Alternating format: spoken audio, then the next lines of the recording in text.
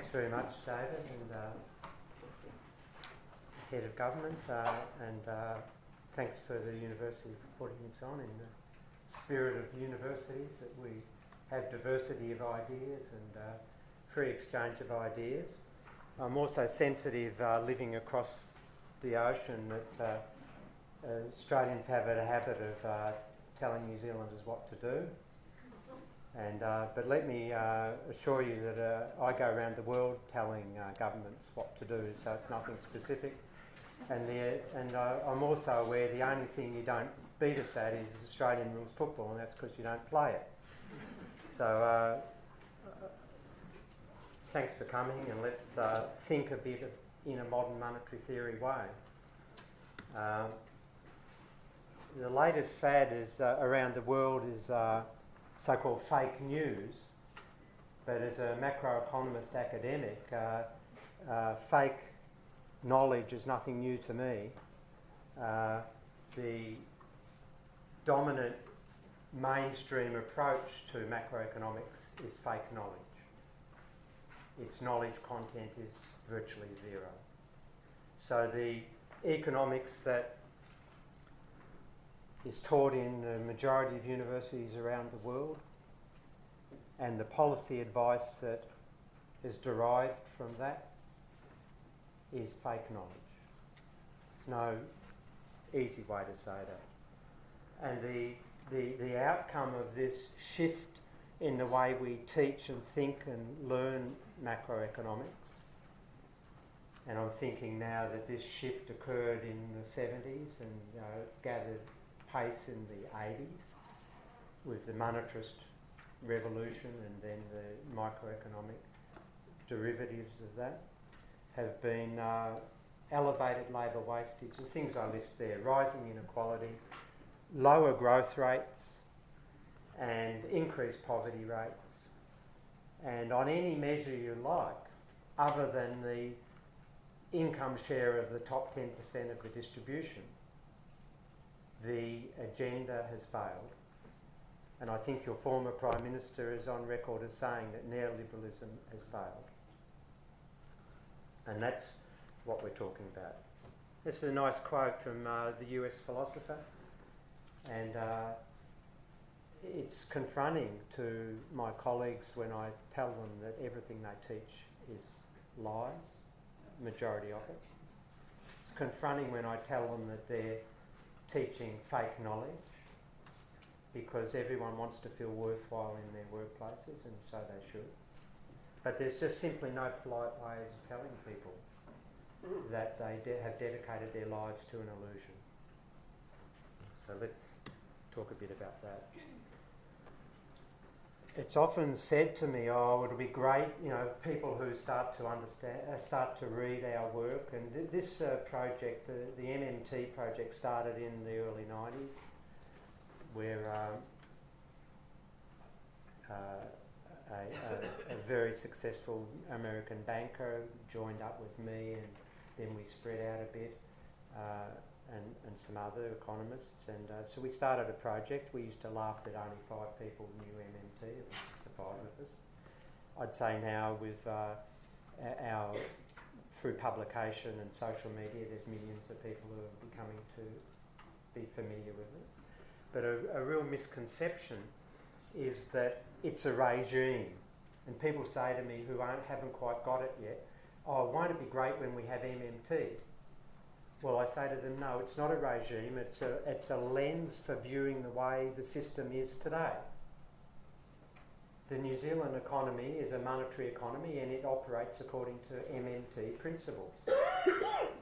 And what the way in which we provide that lens, that perspective, in our view, offers a better understanding of the way the system operates, and a better understanding then of the choices that are available to the currency issuing government in terms of policy choices.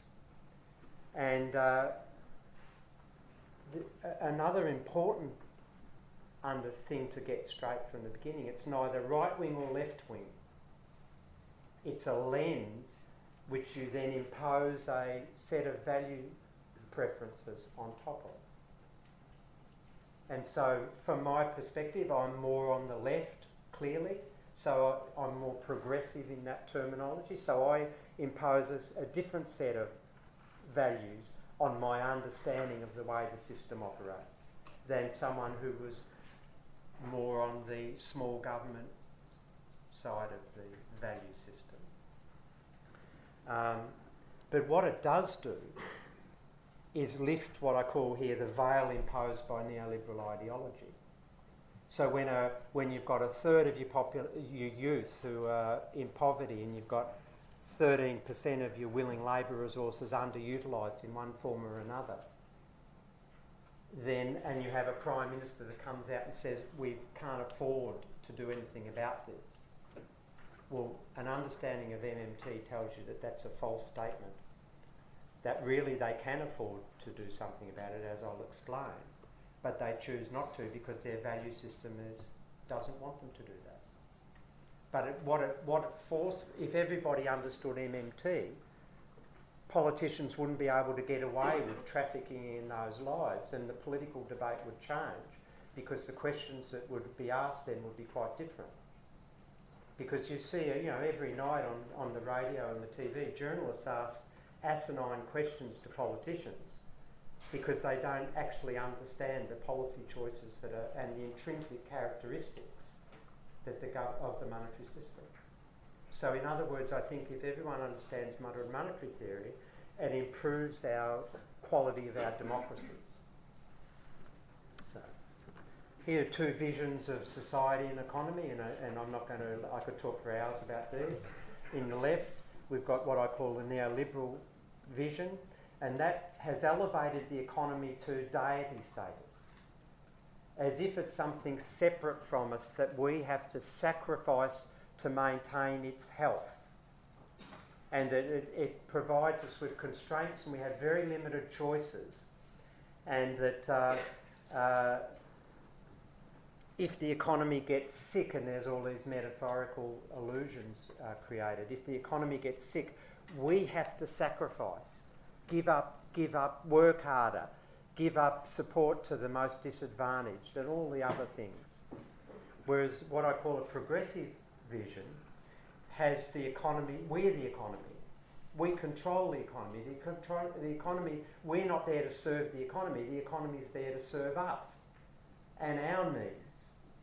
And that we're embedded in a natural system, the planet I call it here, and that planet is a finite resource that's fragile and needs managing, and it isn't just an unlimited resource to feed into profit making. So I'll come back to that in a moment, but that's sort of a conditioning framework. Now here's Robert Lucas Jr., Nobel Prize winner, economist, at his 2003 address. Now it's a lot of text, I don't want you to really to read it all, but the point of this is that he came out in 2003 and said macroeconomics in its original sense, by which he meant that government would use fiscal and monetary policy to manipulate aggregate spending in the economy to maintain full employment or high levels of employment, has been solved. He said that the concept of depression prevention has been solved. We don't have to worry about business cycles anymore, in other words. And he said the only reason you want to deal with fiscal policies, that's government spending and taxation, is for microeconomic reasons, deregulations, improving incentives to work by cutting welfare benefits and what have you. And so that became characterised as a statement that the business cycle, the swings and round the fluctuations in economic activity, is dead. We've solved that. And all we need to do now is continue the deregulation agenda in the financial markets, the labour markets, in the externals trade markets, and further retrench the welfare sector. That was the dominant theme that the neoliberal paradigm had generated by 2003.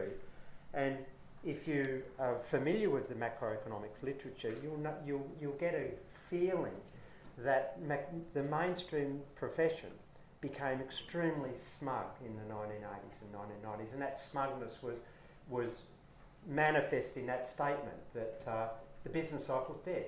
Don't worry about fiscal policy anymore unless you're going to deregulate. And we had a whole lot of things. Efficient market theory said that financial markets are always efficient. And so the dominant new Keynesian models, theories that are taught to students and were in textbooks and in all the journal articles, were based upon those assumptions. And essentially, most people don't understand it, but the mainstream economic models that central banks and finance ministries use, these new Keynesian DSGE models, didn't even have financial sector modelled in them, because they said we don't have to talk about financial sector because they're always efficient, they'll always deliver the best outcomes. This is how smug the profession had become. And this is just before the global financial crisis. And of course, because they were so up in the clouds of their own delusion, they missed completely the build-up to the financial crisis, which had been building up since the 80s, by the way, as I'll speak. And they missed the crisis at all. And when the crisis hit, they didn't even know what to do about it.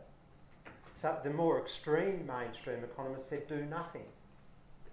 And of course, if the governments hadn't have reversed their direction and introduced very expansionary fiscal policies, then there would have been a global financial collapse. Now, if you read the literature, our early literature of the early founders of modern monetary theory, you'll see that in the 90s we were predicting a crash. It was only a matter of time. We didn't know when, it was only a matter of time. The dynamics were all aligning in the 90s. And it's on the public record.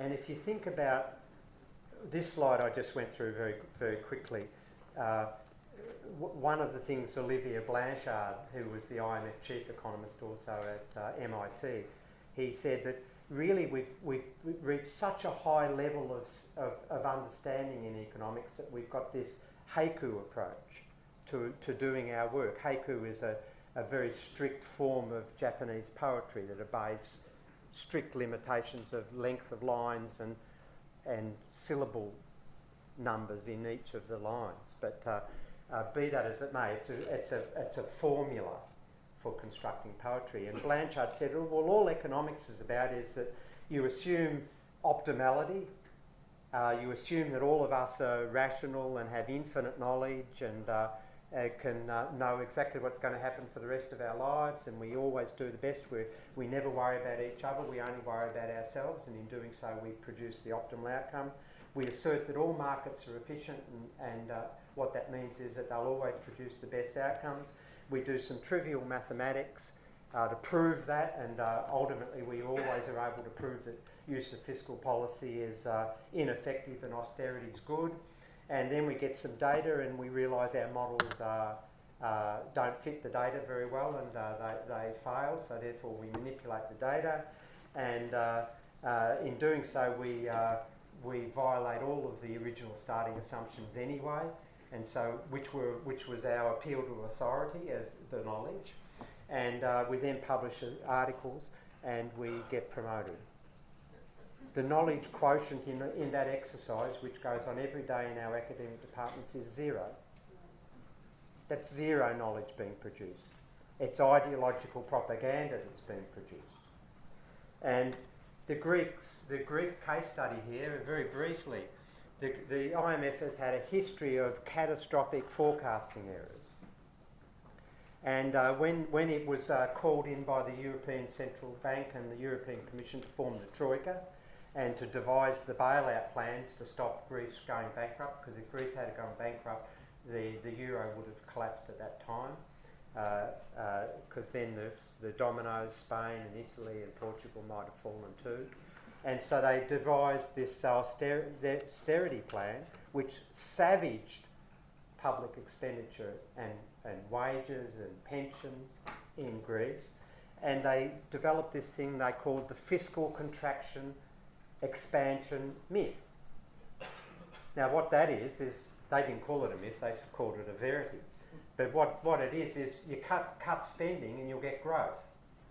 And they came up with modelling of the expenditure multipliers that justified that. And of course they then implemented that, and it was a total disaster. In October 2012, Olivier Blanchard was then the chief economist. They were forced to put out a paper admitting that their modelling had got completely wrong. And in actual fact, the expenditure multipliers now, according to their new model, was completely the opposite in terms of the policy direction and outcome that would be predicted. In other words, it was what anybody who was sensible predicted, that if you massively cut expenditure, you'll cut economic activity. And the IMF independent audit in that year said that the IMF had become an institution that had been trapped by a destructive groupthink, and they used the words groupthink, and they were using useless new Keynesian models, which are the dominant models taught to students and used in policy. And well, for me, I was not surprised, because I do work in developing economies and in African economies and some of the Latin American economies. They've been devastated for years by this sort of IMF incompetence. And the way I think about this is that if you're a civil engineer and you build a bridge that collapsed, then you'd go to jail for malpractice and incompetence. How many economists in around the world that have created millions of jobless citizens, increased poverty rates, increased suicide rates, failing nutritional standards for children? How many of them gone to jail? Zero. And the other important point is that the global financial crisis categorically demonstrated the failure of my profession and the mainstream thereof. But you'd think that any reasonable academic pursuit that wasn't trapped in a groupthink would assess that failure. And as John Maynard Keynes said, if someone proves me wrong, I change my opinion. You'd think that my profession would take heed and start to re-evaluate what they're doing, what they're teaching, what they're researching. Not a chance, hardly a blink. And this groupthink is, social psychologists in the 60s started to develop this concept where groups get trapped into patterns of behaviour and a sort of mob rule develops. And in economics, we're trapped in groupthink. There's a mob rule. Graduate programs and the way publications are accepted and grants are distributed and promotions are all rewarded if you play along to the mob. If you're a maverick, it's very hard to get through, and that's why there's very few heterodox economists who are professors like myself. Very few. And the research shows that, especially in graduate programs in economics, that the participants develop socio-pathological tendencies. It's not funny. And this is why I've attended meetings of top-level officials when I've been in developing economies, where you can sense that the officials, and I won't name the institutions, you can guess, 3 letters, where you sense that the officials are actually enjoying the punishment they're inflicting on the most disadvantaged citizens in the world. You sense that.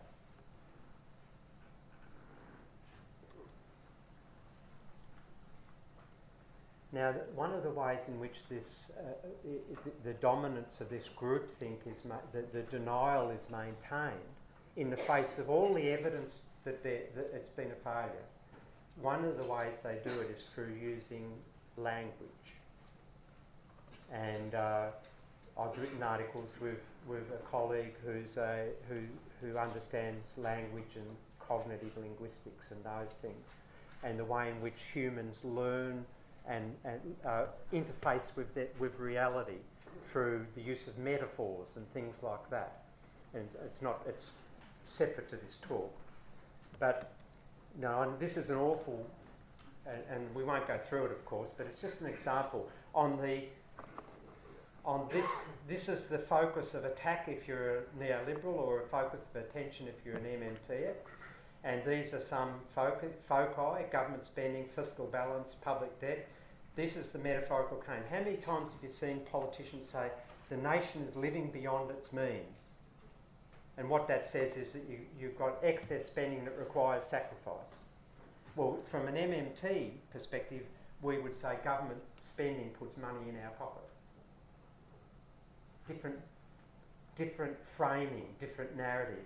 You know, the nation has maxed out its credit card, meaning the nation's about to run out of spending. Well, an MMTer like me will say a government that issues its own currency can never run out of money. It doesn't have a credit card because it issues the own currency. Households are users of the currency. We have credit cards which we have to pay back each month or suffer. The government doesn't have a credit card.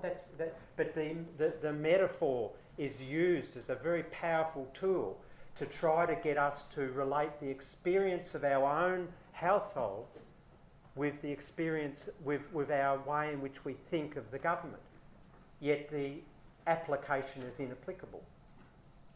And I could go on. There's lots of metaphors: budget black holes, deteriorating state, mushrooming, nations broke, bankrupt, public debt mountains, you know, all of these scary black holes, and we're going to disappear in a black hole, and all these metaphors that continually get us to have a neoliberal perception without any understanding. But we accept a neoliberal framing which allows the ideological agenda then to continue, as if it's authority and justified. And what MMT allows you to do is break out of that framing, and there's the right-hand areas where we think differently. Break out of that framing, which then forces different questions to be asked and different policy options to be proposed. Here's an example that I've already mentioned it briefly. It's often said, and Malcolm Fraser, when he was Prime Minister of Australia, said, the Australian government's just like a household. Think about your household budget. We've got to balance that or we get into trouble. Malcolm, our Prime Minister, said that, and it's said often and over again. A Nobel Prize winner, Robert Barrow, wrote that the government budget is just like a household budget. And the point is that that's completely inapplicable. Our own personal experiences provides us with no knowledge relevant to consideration of government fiscal matters. Now, you'll note I don't use the word budget to describe government fiscal policy, because I'm trying to condition people to break out of that language that's built in this inapplicable analogy. We have budgets because if we want to spend as households, before we can spend, we've got to work out how we're going to fund it, because we've got a financial constraint. We've got to either earn income, run down savings, sell assets for money, or we've got to borrow. Well, a national government like the New Zealand government doesn't have to do any of those things. It has to spend it can spend without any financial constraint because it issues the currency. Now, note that I'm talking here about intrinsic characteristics. People will come back to me and say, but there's rules, and the Treasury has got rules about money's got to be in accounts and all of that stuff. Well, they're just voluntary structures that have been put in place to make it look as if your taxes are funding the government spending. Well, taxes don't fund anything. It looks as though it is. It's a chimera. But intrinsically, a national government that issues its own currency can never run out of money and never has to fund its spending. Now then, once you get that, you'll say, the cause is inflation. Well, we'll come to that in a moment. But the important point is that policy choices are never constrained financially at the national level. At the state level in Australia, yes, because the state governments are currency users. In the Eurozone, the member states surrendered their currency sovereignty and they're like American or Australian states. But the New Zealand government and the Australian federal government can never run out of money. And so therefore you understand that every policy choice is ideological or political. And that's a different set of inquiry then follows than one where you believe that they haven't got enough money. And the national government of New Zealand can purchase whatever it likes that's for sale in New Zealand dollars any time that it wants, including all idle or underutilised labour. And the fact that it doesn't is a political, ideological choice, not a financial constraint. That's one of the values that MMT offers. Now, then I get accused, oh yeah, you want governments to go wild spending. No, not at all. I'm just making the obvious statement that they can buy whatever they like. Whether you want them to do that, it's a political choice, an ideological, a values choice. I'd prefer them to buy up all the idle labour, as I'll explain. Others wouldn't want them to do that, but they're only exercising their values, not any knowledge about finance. And if you can say, oh, that's just an academic professor who's in the wilderness of his profession. Here's the Federal Reserve Bank of St. Louis in 2011, so very mainstream organisation. It's important to remember that, this is a quote, it's important to remember that the government differs critically from businesses and individuals. As sole manufacturers of dollars, whose debt is denominated in dollars, the US government can never become insolvent. The government is not dependent on credit markets to remain operational. That means it doesn't have to borrow to spend. There will always be a market for US government debt, etc. Then we reach the next myth, that fiscal deficits are basically bad. They're tolerable under some circumstances, but effectively, as a long-term strategy, you should be balancing your books, or if not, run surpluses. Now, what MMT teaches you is you've got to understand the context in which governments are operating relative to what's happening in the external sector and what's happening in the private domestic sector, households and firms. And for an economy that's got very strong external sector, like Norway, with its natural resources in the North Sea, which is generating huge external surpluses, so a lot of expenditure is pouring in from the external sector, and that is allowing the private domestic sector to save overall according to their desires. In other words, the external income is producing such a level of activity and domestic income that everyone's got a job and they can save up to the levels that they desire. Then in that context, it's appropriate that the national government runs a fiscal surplus. Because if they didn't, there would be overheating in the economy and inflation. So the context, deficits are neither bad nor good. Surpluses are neither bad nor good. It depends upon the context in which the economy finds itself. And if economy has an external sector that's in deficit, say like the New Zealand economy, which means that there's expenditure being drained out of the economy to the foreign sector. In other words, the foreign sector is undermining economic growth. That's what an external deficit means. In your case, through the income account rather than the trade account. And you've got the private sector with record levels of household debt, unable to save overall. Then a fiscal surplus in that context is the height of irresponsibility. In that context, a fiscal deficit is specified. And That is the usual context, where you've got an external deficit, and if you want your non-government sector to be able to save overall, then the government has to run deficits. That's what modern monetary theory insight teaches you. And the other way of thinking about it is, if the government is running fiscal surpluses, that means it's taking more out of the economy than it's putting in terms of income, then that destroys non-government wealth. Now, why is that? Well, if they're taking more out in income than they're putting in via spending, where does the non-government sector get the resources to fund that surplus? From our savings, by selling our assets. So when Peter Costello in Australia was, between 1996 and 2007, was running down government debt because he was paying for surpluses and saying what a wonderful person he was and how responsible that was, what he was effectively doing was destroying non-government sector wealth.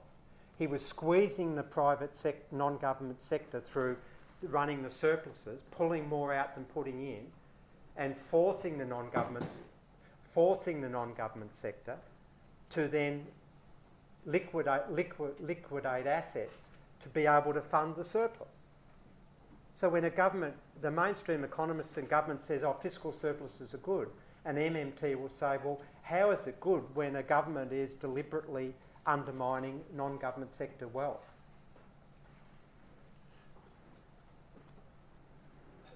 And then we get on to the inflationary myth. And I did an interview on Radio New Zealand this morning where this exact question was asked. And so once we get over the misunderstanding that the government has got unlimited financial resources because it issues the currency, then the next obvious barrier of defence against use of government spending is, oh, it'll be inflationary. And they talk about the printing money option, and they always, within the same sentence, then either use Weimar Republic or Zimbabwe. And then I immediately do a historical lesson and say, well, what do you know about Zimbabwe? Oh, they had hyperinflation. I say, what else do you know? Not much. And what happened in Zimbabwe in 1 minute is that Robert Mugabe correctly wanted to do two things. He wanted to reward the freedom fighters that had broken the colonial yoke from the British, and he also wanted to reverse the insidious and incredibly unfair land tenure arrangements that had been in operation under the colonial system. And, you know, from a national solidarity perspective, you could think they were desirable things, policy of you know, good things. What he did was stupid, though, because the Zimbabwean agriculture sector was one of the most productive in the world, the food bowl of Asia. And what he did was he gave the farms to the freedom fighters who knew nothing about farming, confiscated them. And within a very short period, approximately 60% of Zimbabwean agricultural output capacity was decimated. In other words, a huge reduction in supply capacity in the economy. It was obvious there was going to be inflation. It told you nothing about running deficits. It told you everything about if you destroy the supply capacity of your economy and keep spending, then of course you're going to get inflation because there's not enough goods being produced. And a similar story could be told about the Weimar Republic and the destruction of the, after the Treaty of Versailles, the destruction of the capacity in the Dusseldorf, you know, the Ruhr region, which was the steel-making region. And the point being made is that all spending, whether it's government or non-government, carries an inflation risk. All spending. And the general idea is that if the growth in spending outstrips the capacity of the economy to respond to that growth by producing real goods and services, things, you know, cars and computers and stuff, then you'll get inflation. But if the growth in spending remains proportional and with the capacity of the economy to respond by producing real goods and services, you won't get inflation. And so therefore you know what the limits of government spending are. It's to bring all idle resources into productive use, and no more and no less. And a continuous deficit will not be inflationary if it maintains that proportional relationship between spending and productive capacity. Now then, the other point that economists teach their students, fake knowledge, is, oh, well, if the and by the way, I never use the word printing money, because that's a loaded term to immediately invoke out of control central banks and governments, and wheelbarrows full of money and all of that stuff. That's the use of language to bias your perception, because in fact governments don't spend by printing money. Governments spend by clicking on computers and numbers jump up in bank accounts. That's how they spend. There's no printing presses run at all. So modern monetary theorists avoid that biased, loaded terminology. But then you're taught in school, in university, that, if the government sells bonds to fund their deficits, they say, that'll be less inflationary than if the central bank prints money. Well, loaded terminology aside, that's also not true. So if you've learned that in your economics, forget it. Because here's the thing, that first of all, selling bonds is not to fund government spending. And we only have to go back to our colleagues in the Federal Reserve Bank here. The government is not dependent on credit markets to remain operational. It's not me saying it, it's a conservative central bank there. That's the US government. Yeah, but they're currency issuers. New Zealand government is no different to the US government in that respect. You haven't got Trump yet. And the point I make is this: all that bond sales are, apart from being corporate welfare, unnecessary corporate welfare, all that bond sales are is an asset swap. So when the government has a deficit and pretends it's funding it through bond sales and matches the deficit with primary issuance in the primary credit bond markets, all it's doing is offering the bond dealers a different financial asset to convert, say, cash into bonds, to convert one form of financial wealth or saving into another form. That financial wealth wasn't being spent anyway. So selling bonds doesn't reduce the spending impact of the spending at all. It just provides a different asset for the non-government sector to have. And if you think that creation of base money, which is printing money, is inflationary, well, how do you explain Japan? How do you explain all of the economies in the financial crisis, like America, like Japan, like Britain, like all the European sector, where the central banks have been going crazy with quantitative easing, swapping bank reserves, that, in other words, base money, for bonds? They're struggling with deflation. Japan has huge build-up of bank reserves, base money, since 1990, since their property market collapsed, and they've been fighting deflation for 2.5 decades.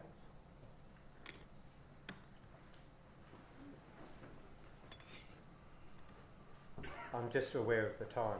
Here's another myth, is this money multiplier myth, and that is that as students learn this, and it's a really turgid part of the macroeconomics program, and students are taught all these formulas and stuff, and it's all fake. It's got nothing to do with the way the banking system actually operates. And the argument is that banks lend out reserves, and so they've got to basically induce a build-up of reserves before they can make loans. And that's what quantitative easing was all about, that these banks were not lending during the crisis because apparently they had no reserves. So the central bank was giving them reserves, cash, in swapping that for other non-liquid financial assets. And saying, well, the mainstream textbooks say that that'll create bank lending. Well, no, it doesn't, because banks in the real world don't need reserves to lend. Loans create deposits, not the other way around. So if you've worked in a bank and in the loan department, you just get a credit-worthy borrower, you click some numbers and you've created a loan. And then the reserve branch of the bank, which is on some other floor, worries about the implications for the payment system later. Because ultimately when the deposits are spent and the cheques come pouring back in across all the banking system, those cheques have to be covered. But that's a separate operation altogether. And lending is never reserve constrained. And if you don't believe me, here's the Bank of England, 2015. The current dominant intermediation of loanable funds, that's this idea that banks are intermediate institutions who take deposits and then lend them out again. Well, if you don't believe, if this is what they're saying, that current model views banks in that way. The problem with this view is that in the real world there's no pre-existing loanable funds and these type of institutions don't exist. So if you're an economics lecturer in the room, you've been teaching money multiplier and in your money and banking courses, well then stop doing it. Because you're just telling lies. In the real world there's no mechanism like this that imposes quantitative constraints on banks' ability to create money in this fashion. The main constraint is the bank's expectations concerning profitability and solvency, creditworthy of the borrowers. And the reason why the banks weren't lending during the financial crisis was nothing to do with how many reserves they had. It was due to the fact that nobody wanted to borrow because everyone was scared of of borrowing because they were worried about unemployment and they didn't have enough. The firms didn't have enough sales. So this is core macroeconomic theory that's taught in mainstream programs that the Bank of England has finally admitted is false, fake. Now, I've had a look at latest money and banking textbooks that have come out. No mention of it. Same old story. And the other aspect of this is the so-called crowding out theory. That if the government runs deficits and borrows, then it squeezes the financial markets for funds that are diverted away from profitable private sector borrowing. So the deficits crowd out private sector spending. Well, here's the Bank of England saying that the bank therefore creates its own funding in the act of lending. Loans create deposits.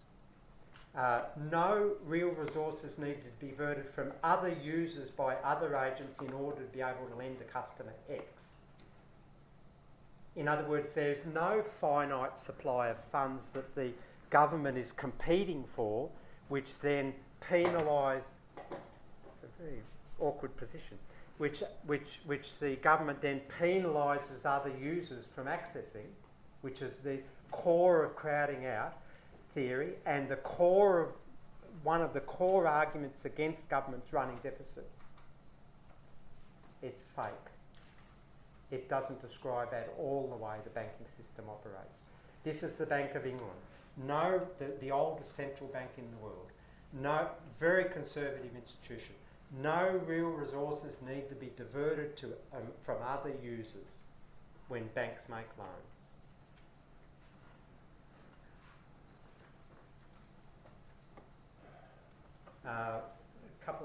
Five more minutes? Yeah. I think I'll leave this because I want to go on to speak about New Zealand.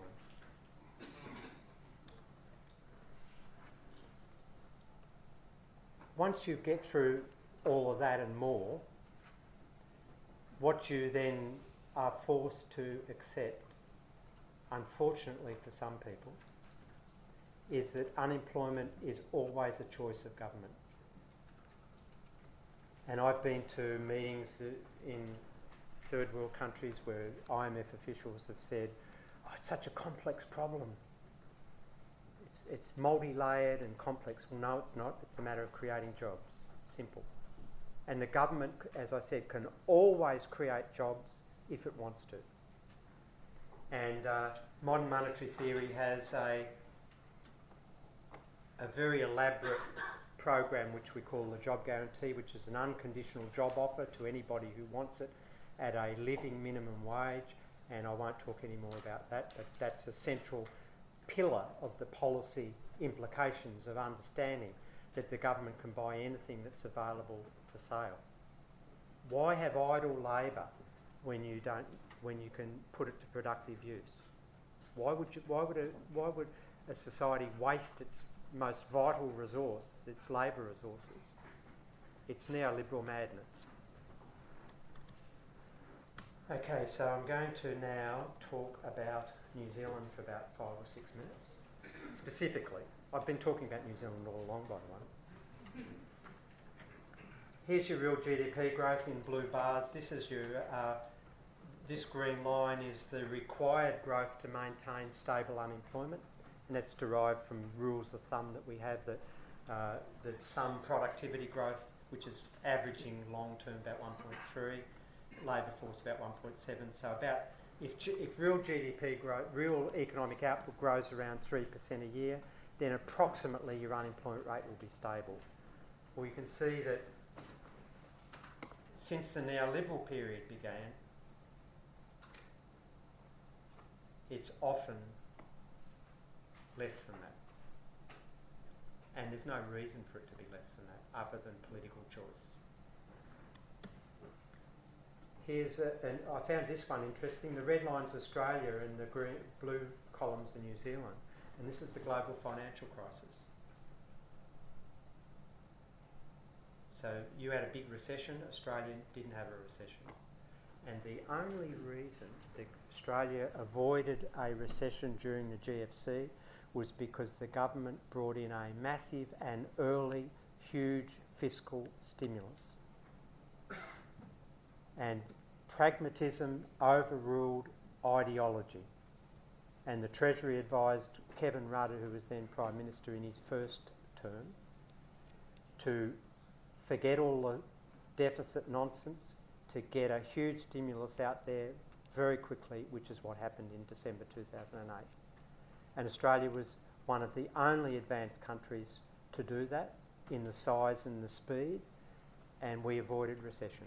We didn't avoid a slowdown, but we clearly had a slowdown, but we didn't have recession.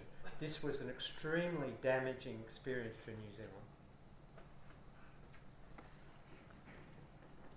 Inflation history, which you know very well, we've now got very low, you've now got relatively low, fairly stable, not completely, but certainly the OPEC oil period, which all countries went like. This is very similar to most countries, by the way.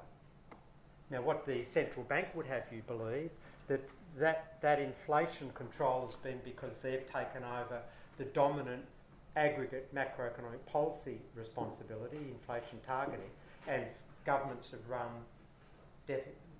tried and mostly run surpluses. Well, that's not true either, because all of the research that's been done on countries that do inflation targeting and those that don't have found that what the central bank does doesn't really make the difference. What makes the difference is the unemployment in the early 90s is the blue line here. The inflation's the red line for you guys. What really killed off inflation was the huge recession in the early 90s, which expunged all the expectations of inflation from the system. And then the central banks, whatever they did, didn't alter that. So whether you're a targeting country or not didn't make any difference to the inflation profile. It was the massive labour underutilisation that did it by suppressing the labour market. I just find this extraordinary that you've got, this is from your Statistics New Zealand data. Unemployment's black, adds other forms of underutilisation, underemployment, part-time workers who haven't got enough hours, marginal type workers. It's up around 13%. 13% of your willing, productive labour resources are currently not being used. And whenever I see that, the first thing I can conclude safely is that the fiscal deficit is too low.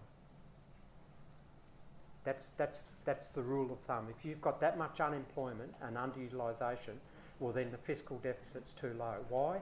Because the government could use its financial capacity to bring all of those resources back into productive use. Now here's international comparisons. It looks not, you look in centre of the field here. But when I take out, this is blue's the full underutilisation rate, the red, what's that? That's a diamond. That's unemployment. So you look as though you're in the, you're just below the OECD average. But that's a distorted figure, because if you take the dysfunctional Eurozone countries out that have been devastated by austerity, that's where you are. What happened to Australia? You spent all that surplus. Yeah, Australia's in a much more hopeless position but equally obsessed and entrapped by neoliberalism. So New Zealand's one of the poorest performing countries in the OECD. In how it manages one of its most vital resources, it's humans. Labour share of income, very similar story to everywhere else. How does labour share of income is what workers get out of total income, profits is the other. Government gets another share, but that's a fairly stable.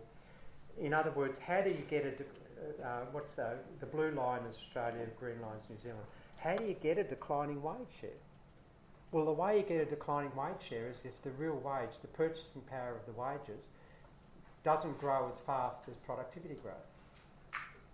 Now, that you mightn't understand that, but why it's important is because historically, productivity and real wages have grown proportionally. And why might... We need to get out of here in 3 minutes. Okay. Why is that important? Because it allows workers to maintain a growth in their real purchasing power commensurate with the capacity of the economy to produce. If you have a real wage lagging behind productivity, don't you get a realisation crisis that workers won't be able to afford things? Yes, unless something else happens, and that is that households go into massive debt through financial market deregulation, through financial engineering. And so you've got a growth strategy, and I want to show you one more graph. And here's government fiscal balance blue, and the private sector spending income balance green, and you can see a very almost one-to-one correspondence between those two. And so what monetary theory tells us is that when the government's running a surplus, the non-government sector dollar for dollar runs a deficit, and vice versa. And so if you want the non-government sector to run a surplus, that is, be saving overall and not relying on increasing debt to fund its consumption spending, for example, then the government has to run a deficit. And you can see that you're now in a situation where the government's running surpluses, and once again the period where the non-government sector the private domestic sector started to save overall, that's gone again. They're driving into increasing indebtedness.